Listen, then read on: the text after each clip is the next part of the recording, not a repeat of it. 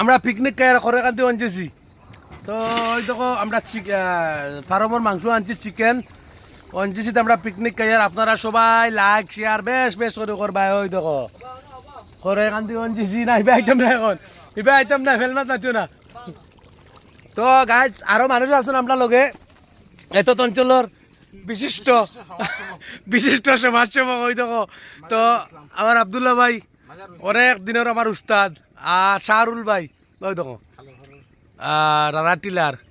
তো আমরা এখানে খাস চলের, ওই দেখো রান্না চলের মাতুলো একটা মেঘ আই গেছে। মেঘ আওয়াত গিয়ে আমরা তোরা প্রবলেম বলে গেছিলাম, যার কারণে আমরা তেরফাল আনাইছি গাড়ি থেকে।